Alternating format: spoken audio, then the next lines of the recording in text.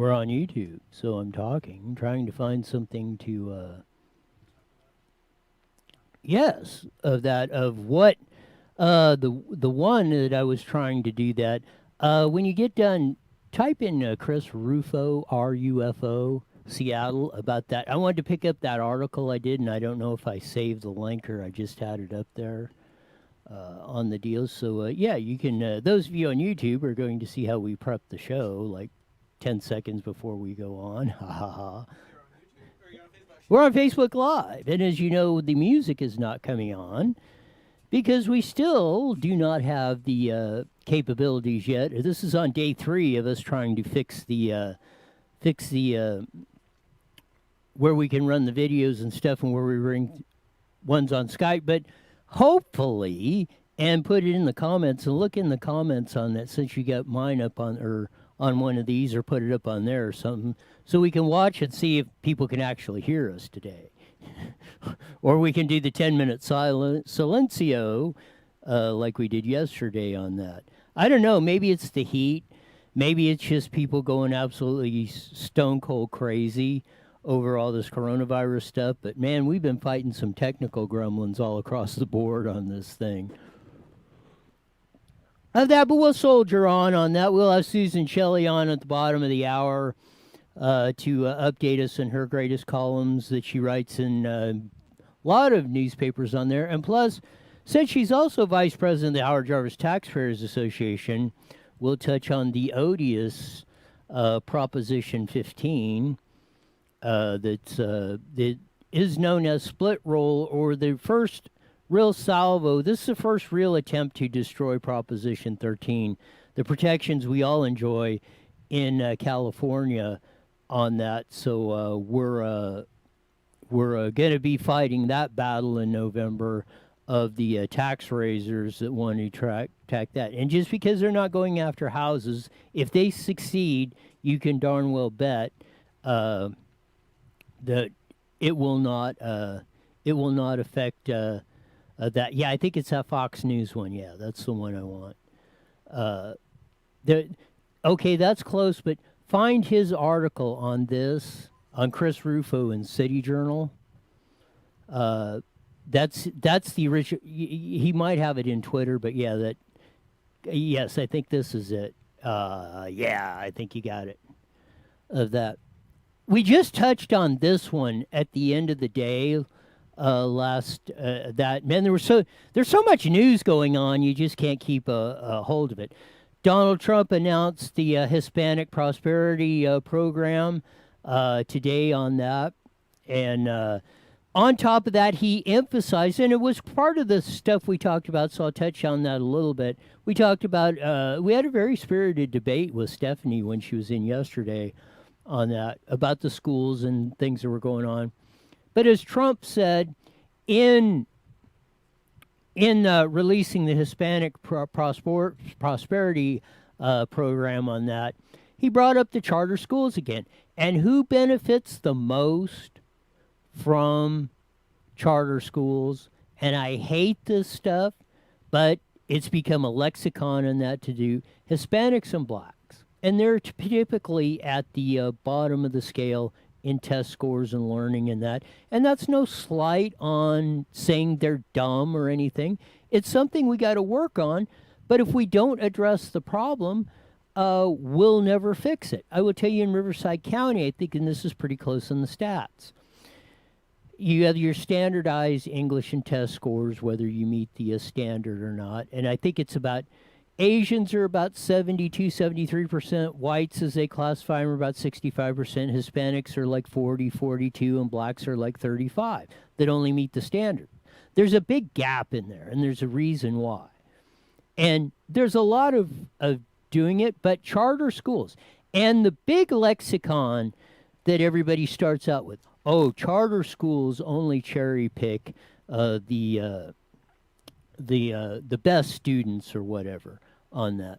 So, yeah, I can give you the ones on the deal. So that's the one on Chris Rufo on that. I wanted to show you on that before we get into that. But I want to finish up just a little bit on the schools. In New York, Harlem, the premier, what you would call the black area of New York City. They put charter schools in there in some of the lowest performing areas, and they took some of the lowest performing kids and put them in charter schools in Harlem. Then they took the supposedly the best and the brightest of that, like they said. And you know what? After, I think, a year and a half, the kids were all at or above, and some of the ones in the charter schools in Harlem were exceeding that. It goes back to the Garfield High example of Jaime Escalante. Deep in East LA, very heavily Hispanic community, high school, practically all of them. And back in the late 70s and 80s, they said, you can't teach these kids calculus. They don't know. Can't learn, yada, yada. And he, like that, turned them around, had them at the top of the state, winning awards. So if we don't deal with reality, it has very little to do with your genetics, DNA or whatever, but it may have a lot to do with the culture, with the where you were brought up. And we will, hopefully, if we get this system working tomorrow, we're going to have a surprise video that's going to come up, and you're going to be probably, a lot of you, not some of you, but a lot of you are going to be shocked who was on board with these concepts on that. And it's going to be a stark contrast of where the rhetoric is going today. But it shows you how fast-paced these things can turn around. And this is the part of how sometimes it is. Maybe it's not as quick as they can turn around, but these things have been in there. When the right circumstances hit, this is how things can turn around really, really, really fast. And like I said, the thing that makes this thing work is this little 3x5 screen. Man, this thing can send stuff all over the place and gives you the ding, ding, ding or whatever, and you can't wait. You break your wrist getting the phone out of your pocket or purse or wherever it is, and I got to do. Am I getting a like? Has somebody said something bad about me? Oh, my world falls apart. This is how they do it, and we're going to see next. Well, hopefully, if we get all this stuff straightened out, we'll see if we can get Christopher Rufo on. He writes in the City Journal magazine. We touched on a little bit yesterday. But most people don't know this stuff has been going on. But he writes on the deal. Last month, the City of Seattle's Office of Civil Rights sent an email inviting white city employees to attend a training session on interrupting internalized racial superiority and whiteness, a program designed to help white workers examine their complicity in the system of white supremacy and interrupt racism in ways that are accountable to Black, Indigenous people, and people of color. Hoping to learn more, I submitted public records requests for all documentation relating to the training. This is a quote, and this is the money quote that Chris Rufo writes. The results are disturbing. I want to get back to that and that's the first paragraph of that. We touched on one of the parts of it just a little bit as we were going off last week. You're going to find that this stuff has been going on for a long time, underneath the radar screen. Why do you think Mayor Durkin, that dingbat mayor up there, did not want to go in Chaz or Chop and take it down immediately? It is on theirs. You know who should be paying reparations? It should be that dingbat mayor and everybody that made the decision not to clean that out. They should be paying reparations for all the damage they caused on that stuff. But you go back to the deal on that, and this is war, because I want to see, because I heard an interview with Chris Rufo, and they were trying to run this by the cops. And they got into it about 15, and hopefully we'll get Chris on to do. They were 15 or 20 or 30 minutes into this thing. One of the cops just walked over, turned over the table, and the rest of the cops walked out on this whole thing. And you're not going to believe.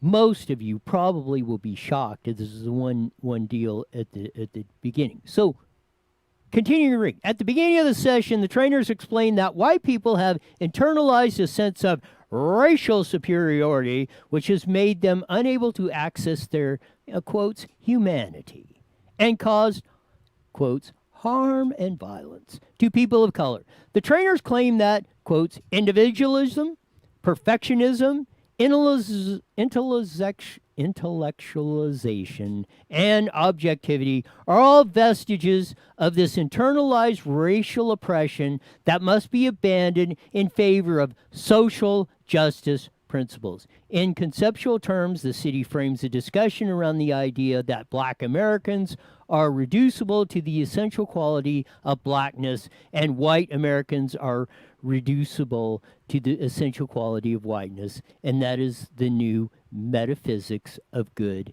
and evil. What have I brought? We, Stephanie, many of the guests on this show have brought to you. This is what's been going on behind the scenes. Mason Weaver said it. Leave the plantation. The real slave owners are the ones a lot of you are looking up to, or a lot of the ones that are been celebrated.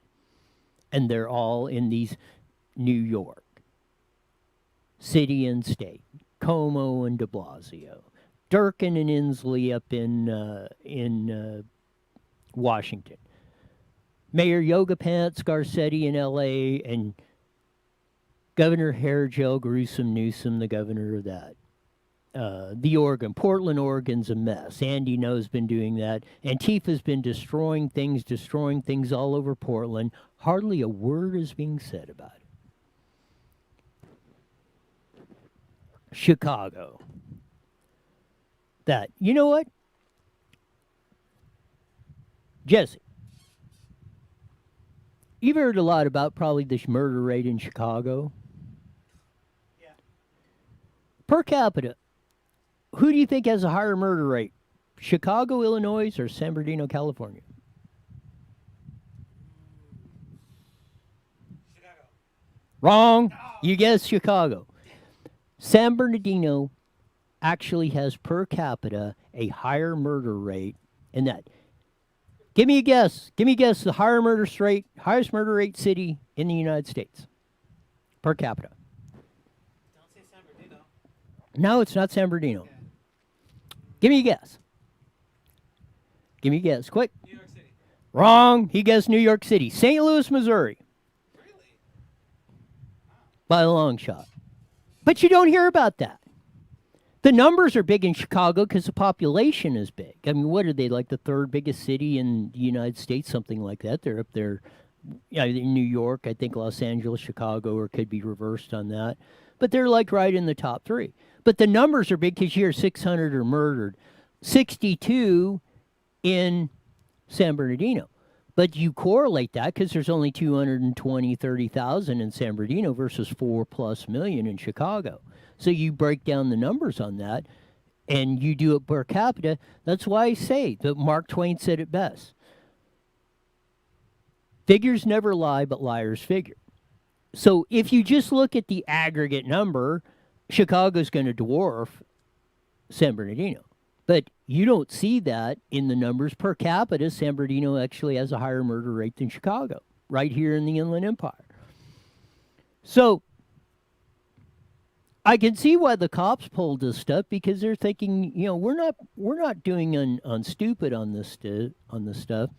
But here in hitting the deal, once the diversity trainers have established this basic conceptual framework, they encourage white employees to practice self-talk that affirms their complicity in racism and work on undoing their own whiteness. As part of this process, white employees must abandon their white normative behavior and learn to let go of their comfort, physical safety, and social status, and relationships with some other white people. As writer James Lindsay pointed out, this is not the language of human resources. This is the language of cult programming, persuading members that they are defective of some sort of predefined manner, exploiting their emotional vulnerabilities and isolating them from previous relationships. What have we been bringing out in the show? What are they doing? They want to isolate. They want to program you. They want to get you away from your family. What is the easiest way to control people? break them down, isolate them from physical or emotional contact with other human beings, program you into the way you're supposed to think. Man, we're gonna have to get this stuff up and running, because we are going to have to run the clips of the obsolete man on the Twilight Zone. What is happening? Rod Serling almost wrote the script to this in 1961, June of 1961. The Obsolete Man with Burgess Meredith. Man, you're going to see the same thing that's coming up on this that's going. Is that. So, further quoting from the article, it's important to point out that this interrupting whiteness training is not an anomaly. In recent years, nearly every department of the Seattle city government has been recruited into this ideological fight against white supremacy. I have documented the city's homelessness agency hosted a conference on how to decolonize their collective work. The school system released a curriculum explaining that math is a tool for oppression. And the city-owned power company hired a team of bureaucrats to fight structural racism.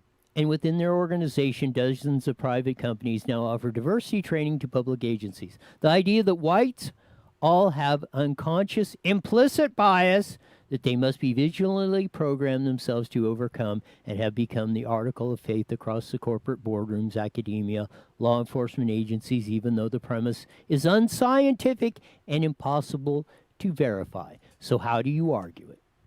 But they frame this. This is why they frame it. And listen to that article. This has been going on for years. Why do you think academia has wanted to educate stupid kids? Now, this may not be 100%, and I'm saying that teachers of that, they go along with their union. What has put the people in to the decision-making process that has done that. And if you want to verify this, and this is not Roy speaking, and this guy got relieved of his duties like within about 3 weeks of saying it. We had the tragedy in Moreno Valley of Diego Stoltz, who lost his life in an incident at school. So the community had a big meeting. A lot of people, probably 200-300 showed up. Parents were there. Lots of people from that community meeting. A lot of staff had the school resource officers, who a lot of them are trying to defund in that. And there's a movement on their way in Moreno Valley Unified School District to do that. The head sergeant, Officer Chiheda, stepped up at that meeting and said, you know what? It's you that have elected the leaders that are giving you what's happened today. I'm paraphrasing, but that's basically what he said. Through about 3 weeks, a month later, I was at the school board meeting, and I walked up and shook his hand and said, I thank you for finally saying that and saying what needed to be said and giving a little backup to what a very few of us have been bringing out. And he looked at me and he said, well, next week, I'm not going to be a school resource officer and the sergeant at Moreno Valley Unified School District. I've been reassigned. I said, well, did you request being took out? And I got a big silence. So, draw your own conclusions of what was going on.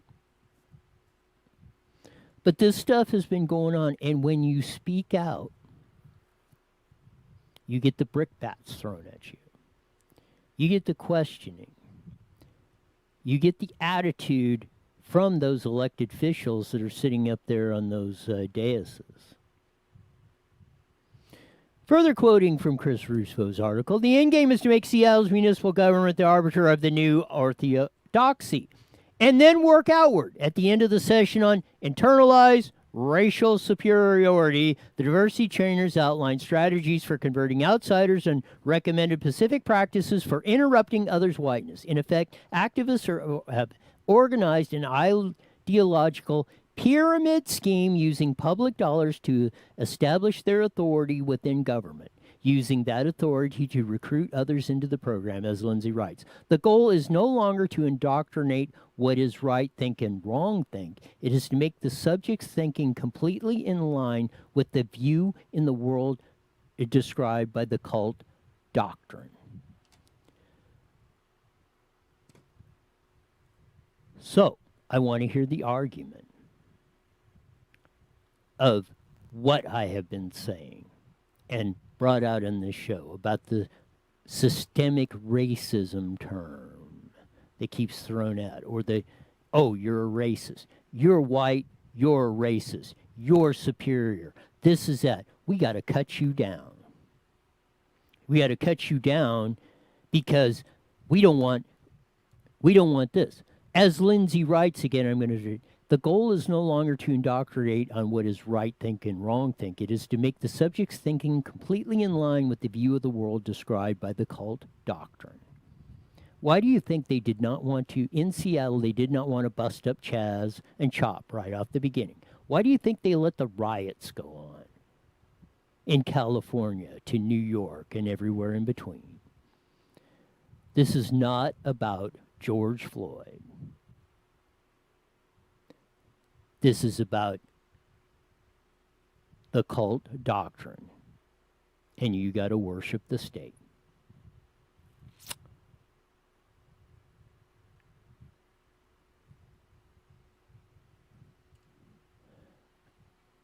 Further reading on the article, how far can this racial justice shakedown extend itself?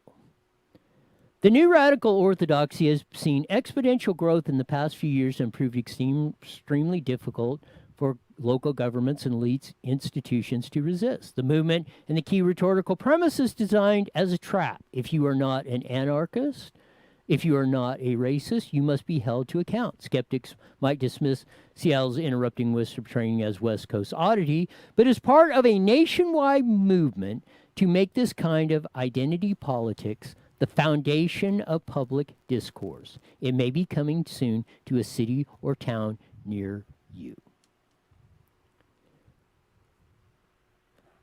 It's there. There's proof in the pudding. It's been going on. You just haven't been seeing it. Now it's starting to get exposed, or people have been denying it, or didn't want to face the truth of what actually has been happening in our society. And what has been going on? And it's not about, look at what they do. Oh, like I set the example, Black Lives Matter. Oh, we're against racism, systemic racism, and police brutality. Well, what about your little Marxist statement and destroying the nuclear family and all? You don't support Black Lives Matter, you're a racist. Let's not deal with the facts. Let's not deal with what's right and wrong. You have to worship the cult. You have to worship the state. If you don't worship the state, when we bring up Rod Serling's famous Twilight Zone episode, you're going to see what happens.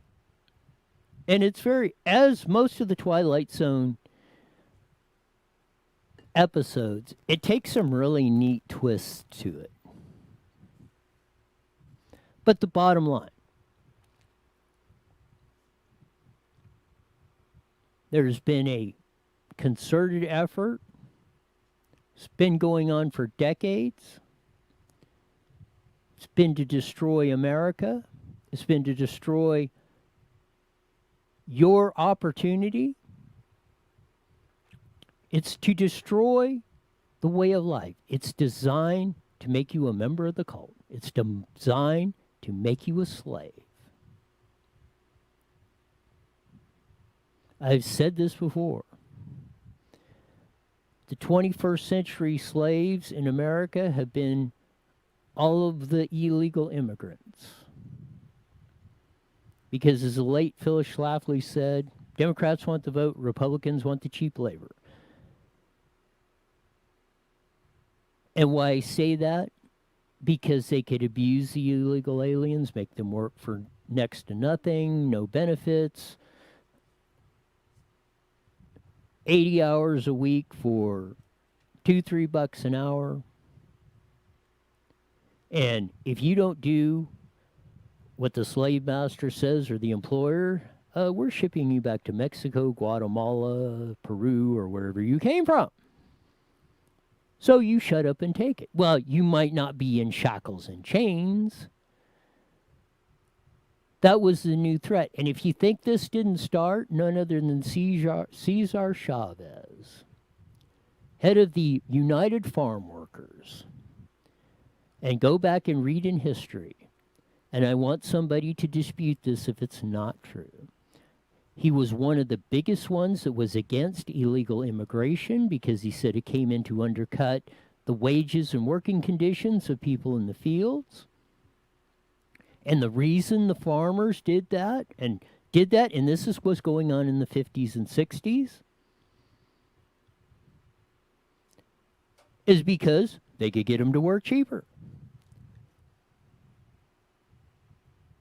So you get to this point of what the fight for legal immigration is not about racism or that. It's about treating people humanely so they don't get abused when they come here. If you are a United States citizen and you come here legally and you are in our country, welcome aboard, and you're under the full protections of the United States Constitution, laws, and everything else, and you have the opportunity, like everybody else, to make it or break it based on your own talents and abilities, and everybody has different ones. This is the whole thing that's been wrapping this stuff all around, and you get to it, and it's full circle. It didn't start yesterday. This started decades ago. This has been an undercurrent of that, the revisionist history, the teaching of the destruction of the school systems, the hijacking of honest debate in our public forums, the cult mentality of our dominant media. It has all come to a coalition that you see, and now that things are moving fast, you can see how quickly this stuff can turn on a dime. And if you 30 seconds. If you don't stop it, you're not going to like the consequences of what happens on the end game. So we're going to be rolling into KMET, the Mighty Met 1490, here real soon, and we'll have Susan Shelley coming up on the bottom of the hour. Free phone app today. IE Newswire Daily is on the air. The following is a paid program. Views and claims expressed are those of the program producer and are not endorsed by this station. Opinions expressed are not necessarily those of radio station KMET, its management, employees, or affiliates.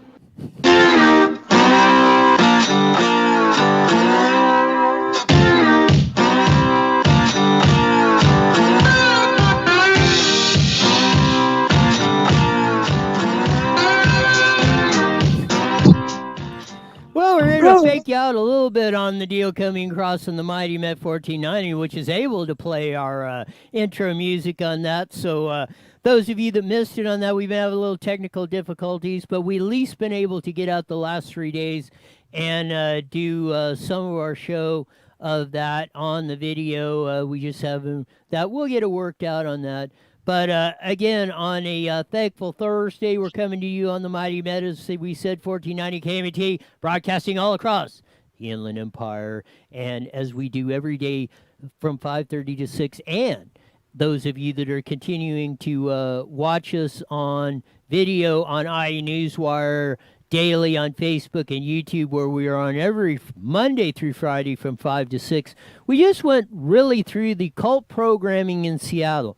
And those of you who just joined us on KMET, if there was ever a program to go back and watch on IE Newswire on YouTube or Facebook Live, go back and click on the first half hour of that. You will not believe what's been exposed in Seattle. The cult programming that has went on and the whole enchilada that is done in Seattle. And it's just an undercurrent of what's been happening, but the culmination and the ever-changing, let's just say the fast-paced changing of our society in the United States of America. You're going to be shocked, most of you, I hope, about what has been going on in Seattle and many other of our major cities for many, many, many years, if not decades. It will absolutely, hopefully, light a fire under you so hot that it will get the majority of us off our derrieres and sharpening up the pitchforks and filling up the oxygen and acetylene tanks on the torches, because we need a wholesale clean out on many of our politicians, especially in most of our major cities. I don't care if it's the dingbats in Minneapolis who are eliminating the police, or that dingaling Durkin who took 3 weeks to get out of Chad, or Yoga Pants Garcetti who, along with the homeless explosion, has still got Los Angeles locked down needlessly, to de Blasio in New York, the mayor of there, who is still doing the cult stuff, and the governors in them states, Inslee, Newsom, and Cuomo, and a few others, they really need to go. It's absolutely incredulous of that. I mean, the what Chris Ruffo of the City Journal uncovered in Seattle will absolutely astound you of what has been going on in our cities. But to add to this, or even pick up, or probably add a lot more in-depth and intelligence to my comments on that, we're going to have our longtime guest that we've had on for many, many years. She's a columnist, editorial writer for the Press Enterprise, San Bernardino Sun, Inland Daily Bulletin, and Redlands Daily Facts, along and a gazillion other papers across Southern California, but even more important like that, because Prop 50, we defeated the new Prop 13, but to protect the old Prop 13 from getting destroyed, Prop 15 is going to be in the ballot in November, and this is going to be a major salvo if California is to survive in any form as you know it. Prop 15 must be defeated. But to bring you up to speed on that and all the other particulars of what's going on in our world, Susan Shelley, welcome to IE Newswire Daily with Roy. Of that, we thought you lost the connection after that great buildup of what's going on. Check the power. Looks like it's got no power. See if the power cord's in of the deal. After that big buildup, and we had Susan Shelley on the phone, then the phone lines just started to go dead again on that. It's been a wonderful week of what's been going on. It's got no power. Trace the plug from the back where it's going in, wiggle it. There you go. That was it. So let's see if you can get Susan back on the line on that after that great buildup of that. Are you still there, Susan Shelley? There, I can hear you now. Wow! Can you hear me? Yes, we had we've been having technical difficulties on that, along as one of our computers that plays the videos is down, and you were on that, and as soon as I introed you in and put you all on, we looked over, and the telephone switcher was deader than a doornail. But on top of that, but it's great to have you back on, and we're cooking on this. No, one of the things that I want to talk about that is, we defeated in the last election. We defeated the $15 billion school bond, the new Prop 13, which to the great credit of the citizens of California. But to protect the old Prop 13 from 1978, which property taxes are the only thing that we're not in the highest, like 1, 2, or 3 in, we're like in the middle of the road. So the argument that, oh, Prop 13 has caused this and that on property taxes, it's actually done two things. It's actually kept our tax rates low and has provided a stable base of income not only for the state of California and many major cities, most of our cities and counties across the board.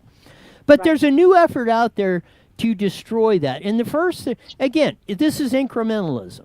We're not going to destroy, we're not going to take Prop 13 in its original form, the 1978 version, all out at once. We're going to take the evil business and apartment owners out. Explain to them what's up in the November election, Susan Shelley. Well, ever since Proposition 13 passed in 1978, because people needed to have a cap on how much their tax bill could go up per year, because they're being taxed out of their homes by inflation, raising the value, and the taxes were based on the value, and no one could control the value, and people were being taxed out of their homes. So Proposition 13 passed in 1978, and the liberals who want to spend your money have been upset about it ever since. Because Prop 13 is a constitutional amendment, and the only way to change it is to go back to the voters to approve another constitutional amendment. And that's what they are doing.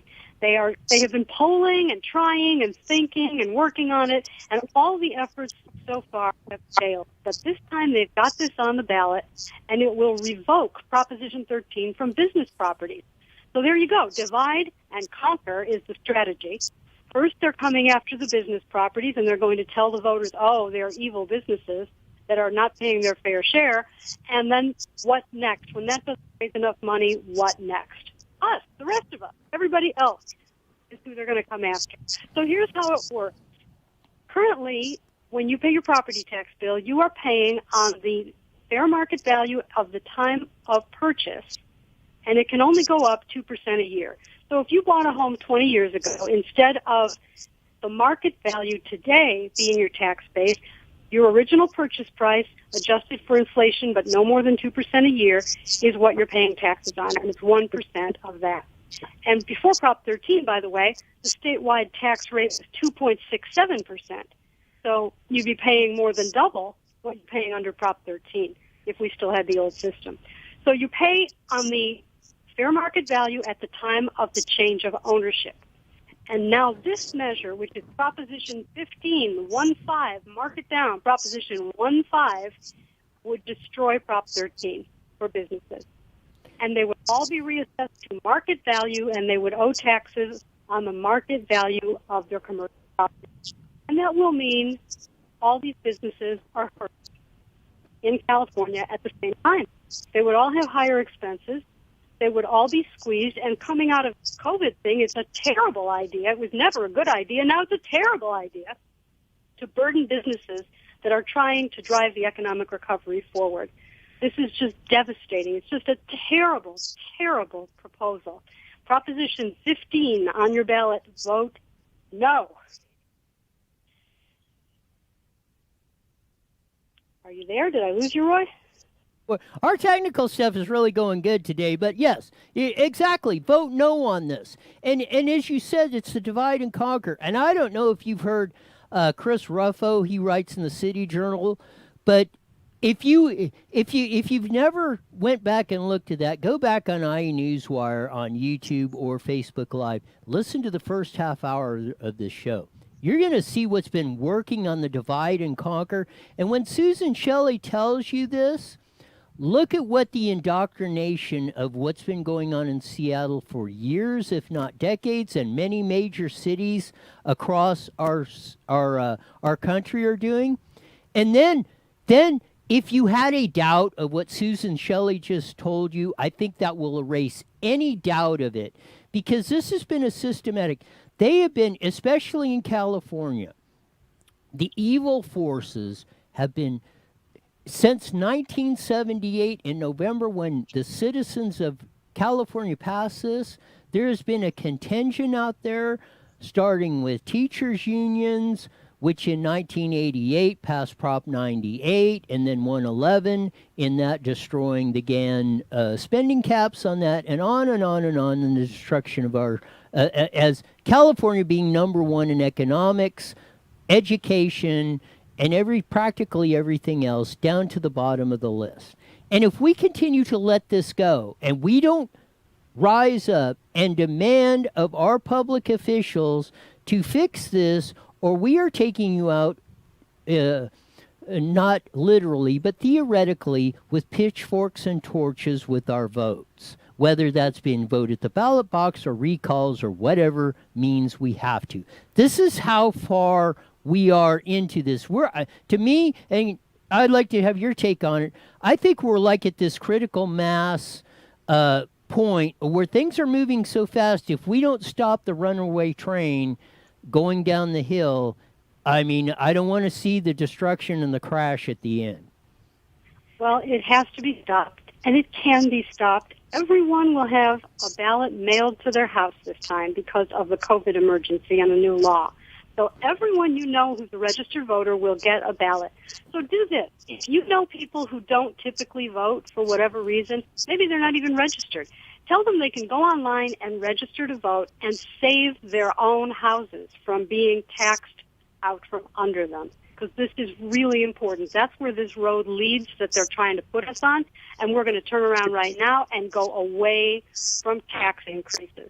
We've already defeated a few of them. You know, in Los Angeles County, we defeated Measure EE, which was a parcel tax last year, and then we defeated Measure FD, which was another parcel tax that was on the March ballot. As you mentioned, we defeated the giant $15 billion plus interest education bond, which was promising once again to fix the things they didn't fix the last 8 times they raised your taxes for this stuff. So it's really important to know what you're voting on and to vote no on these tax increases. As we know, they are all named very sweetly. They're all called the We Love Kittens and Puppies, They're So Cute tax. And, you know, yes, we do. We love kittens. We love puppies. But this is a tax increase. Vote no. Exactly. And one of the things, when I want to shift gears on this, you wrote a column about police unions on that here recently, and I think the last time we didn't get to it, but I think it's a very important one to do that. You know, as police unions voice support for reform, we should listen, right, Susan Shelley? Why should we be listening? You know, public employee unions they're charged with representing their members and negotiating contracts, which of course are paid for by taxpayers. So we're kind of natural enemies, taxpayers and public employee unions. And the people who are elected tend to side with the unions because they tend to be helped by the unions into those offices. That's how they win. So it's a difficult thing. But on this one issue, the unions have done something very unusual. 3 police unions from San Francisco, Los Angeles, and San Jose took out full-page ads in newspapers here and in Washington, D.C., calling for nationwide reforms to address the issue of racist police officers. And that's what they called it. They said some police officers are racist, and they must be removed from the profession. And the way that they suggested doing this was a national database of people who have been fired for misconduct of this type to prevent other police agencies from hiring them for similar jobs, which is a big thing for you to do that. That's a big thing. You know, their job is to protect their members. So to take an action like this, they called for some other reforms also, to take actions like this, I thought that was a big step, and that they should be acknowledged for really the courage and the long-term vision of how necessary it is to stop the racial inequities in law enforcement. We cannot have racial inequities in law enforcement. We shouldn't have them anywhere, but we especially can't have them in law enforcement. So it's really important that we all work together to find the right solutions and not fix the wrong problems and make things worse. Yes, it is. There, it goes on, and I wanted to show the picture of that on there as we're doing that. With liberty and justice for all, Black Lives Matter, and we're showing the picture as you posted on that with the guy holding it up there across us. I mean, it's the whole thing. I mean, this whole deal of we're going to be against the cops of that, and they're now it's all as if you find out what's been going on in Seattle and that it's all white people's fault. They're to blame for this and that, and it's all. I mean, there's now research going on to show from credible institutions, as we're seeing now, that this is not a conspiracy theory or stuff. This stuff is real, and we're seeing it. And again, a majority of the people of not only California or the United States got to stop this stuff. Else, I don't know. I pray tell, like you say, I pray tell to think of what will happen if we don't. Yeah. Well, one thing that I've noticed is that the same people with the same agenda are using different so-called crises to push it. For example, first it was climate change. We can't have a free country because of climate change. So you can't have fossil fuels and you can't have affordable energy of any kind. You can't have this and you can't have that. You can't have air travel. And we're going to restrict everybody's movements and everybody's activities to save the climate. Not really. That wasn't selling. So the next thing you know, we've got COVID-19. And COVID-19 is the reason you can't have any freedom. You can't go out and you can't do this, you can't do that because of COVID-19. And then there's protests in the street over racism, and now we don't have to talk about COVID-19. Let's all go out and protest, and that will be the reason that you can't have any freedom. We have to shut everything down because of systemic racism, and you can't have any of your own property. You have to just give it to people and pay things and pay bills from 200 years ago because whatever. We just think it needs to be paid, and we're going to decide who pays and who gets. And it's the absolute opposite of a free. And that's three separate, completely different issues that have all been cited by the same people for the same agenda. And, it's starting to look like a magic trick that's been tried one too many times on the same audience. Yes, it does. And the reason I say this, because you wrote this right at the end of June. And Chris Rufo's article came out a couple of days ago on the 8th, or yesterday on the 8th. But I want to quote one. And if you go back and read the article or look at that deal that I did in the first half hour, you're going to see how what you wrote and what's happening in Seattle is almost on a parallel. But this is what Susan Shelley wrote in the column. Racism is a form of collectivism. The idea that a group identity must take precedence over the individual. The United States was founded on the idea of individuals have rights and cannot be taken away by arbitrary people of the government, which means the majority of other people. Collectivism doesn't end well. It leads to government control over everything. Because freedom is a condition that exists under a government of limited power, collectivism is the enemy of freedom. You will see the collectivism, the government control that's been going on under the radar that's finally getting exposed to what's been going on for, like I say, for a long time, that people have either been denying or saying this isn't true or anything else. Your column, Chris's column, and many of us have been out there, and now we're starting to get the evidence of this stuff that where it's actually happening. And when you start really peeling back the shell off the onion, it's going to make you cry. Not me. It's going to make me fight. And I'm calling out these people who put out these Stalinist statements that we have to, one of the LA supervisors, LA County supervisors, that we must cultivate a culture that prioritizes our collective good over selfish whims. Selfish whims like working, like wanting to support your family instead of standing at a food bank, waiting in line for the government. I mean, this is just offensive, what these people are doing. They want to take over private property. They want government housing instead of private housing. They want the government to give out universal basic income and to decide who works and who doesn't work. It's just wrong. It's wrong. It's central planning. It always fails. It ends with scarcity and violence every time. Every time. Collectivism creates scarcity. Why? Because if you reverse the incentives, nobody does any work. If you want something produced, if you want something built, people have to think over a long period of time. You make a decision that you're going to go to school and you're going to study in a particular field and you're going to come out after a certain number of years, put in a lot of work and become a fill-in-the-blank doctor, architect, engineer, scientist, teacher, anything. Whatever you want, it takes a long time and a lot of work to get there.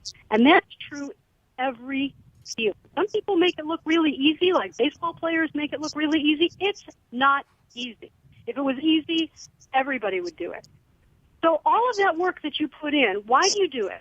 You do it because you expect to have the rewards of it when you get there. And if you don't know that you're going to have the rewards of it when you get there, there's a point at, let's say, 2 o'clock in the morning when you're 20 and you're studying for yet another exam or you're writing yet another paper and you're suffering because it's so much work and you're so exhausted and you think ahead to being where you want to be and doing what you want to do and you stick with it. Or you think ahead and you think, they're not going to let me make any money at this. I'm going to have to work for the government for just bare sustenance. I don't care anymore. I'm going to throw it out. And that decision that people make when they're 20, you feel that on a delay. You feel that 20 years later when they aren't there in the position of great musician and scientist and teacher and engineer. It's a 20-year lag. When you go to Marxism, you've got about a 20-year lag before the full price is paid in that society.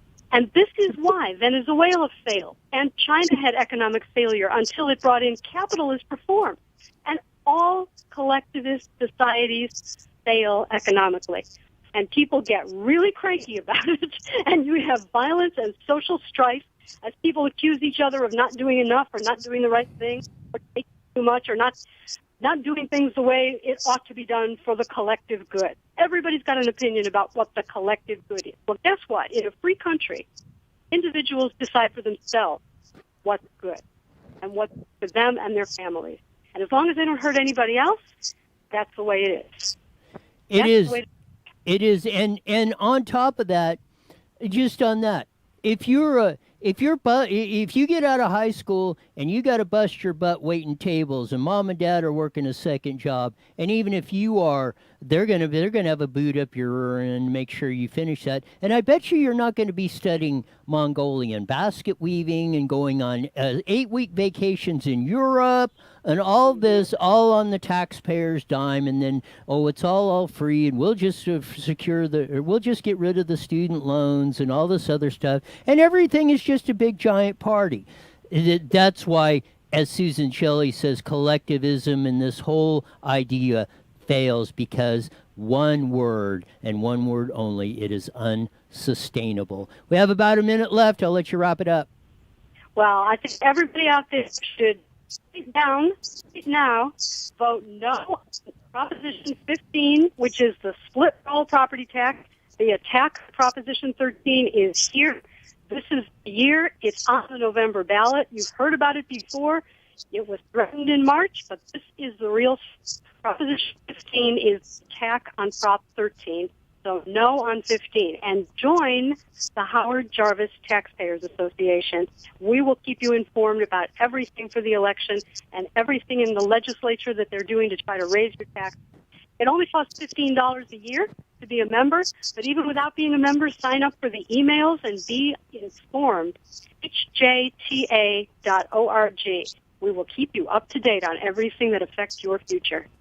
You got it. And best $15 you can ever spend. Join Howard Jarvis Taxpayers Association because they're your last line of defense against the greedy politicians who want to pick your pocket at every time you're turning around. We'll do it again next week, Susan. Thanks.